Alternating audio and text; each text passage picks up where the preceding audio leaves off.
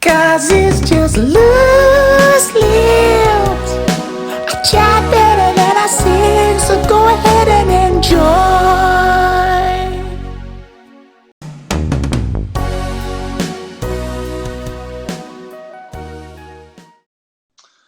Well, I've only just started. That was the first video I'd ever been involved in, and essentially it's just because there's a guy called Liam that I work with, who's the producer of that video, Liam Henley, and I was telling him about I'm writing this article, and he said, "Oh, that'd be great for video as well. Can we do video as well?" So I was like, "Yeah, okay, that's fine, yeah." So that's how that came about, and then he had me sort of walking up and down Oxford Street for 5.5 hours to produce that video. Can you describe what you were wearing?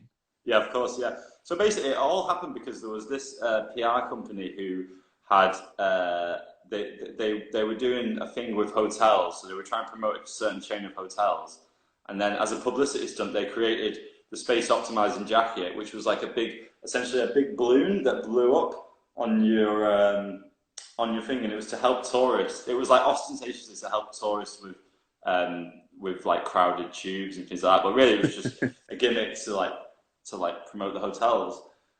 So I thought it was hilarious, and I thought it would be really good to get this on the tube during rush hour, see what happens, right?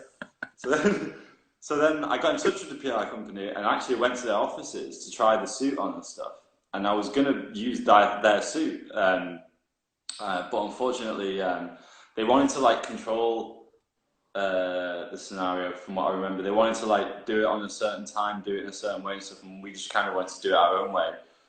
So ultimately they wouldn't lend us the suit, and then basically, so the photographer that I always work with, Josh Eustace, he said, "Oh, we'll make our own." So I was like, "All right, then, cool." So the study it was based on was apparently the perfect measurement of personal space. This was all done well before the Corona stuff happened. Yeah. The optimum space is 18 inches. So apparently, if you don't want to encroach on someone's personal space, then you stay at least 18 inches away from them.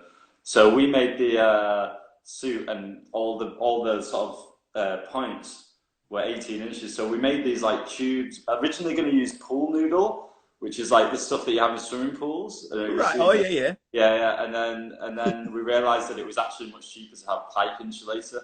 So basically, Josh created this thing where it's just planks of wood on the inside, and then cable ties attaching all these sticks. So he wrote it out on a piece of paper first as like a plan. And was it heavy to wear then? If it had wood on inside? It had wood on the inside, yeah. So was it heavy? Yeah, it was very uncomfortable to wear. And then Liam had me for 5 hours up and down London, and everyone was just filming on our phones, so we were worried it was going to go viral before we had a chance to get our content out. But yeah, and we got pulled over by the police a couple of times as well, actually, undercover. They wanted to know what it was. We were in Waterloo train station, but we weren't filming because we know we're not allowed to film in train stations. But we were just having something to eat, and the jacket, we were just having our sandwiches, and the jacket was just on the side, we were just eating. And then someone came over and said, "Can I have a word?" And it was the Metropolitan Police. Got his little badge out. Just wanted to know what it was. So I told him, and that was it. But that happened twice. And then we were getting on tubes, and there was another middle-aged bald man, and I thought, that's the police as well, or I'm getting paranoid. So when you are wearing that suit, what I thought is it looked like something off Beetlejuice. I didn't know if that inspired it. There's a scene in Beetlejuice where they got to touch something, and it spikes come out of it. No, but other people made that analogy. I was on the radio station in Dublin, and we were talking about it, and that chap said that he referenced that, and I didn't understand that reference. But apparently there's Rick and Morty references as well, which I didn't understand either. But people were going mad in the comments relating it to Rick and Morty. I think that's the reason the article did well, to be honest with you, because it got reshared on a load of Rick and Morty fan pages, and those people are ridiculously engaged. 'Cause it's just loose lips. I chat better than I sing, so go ahead and enjoy.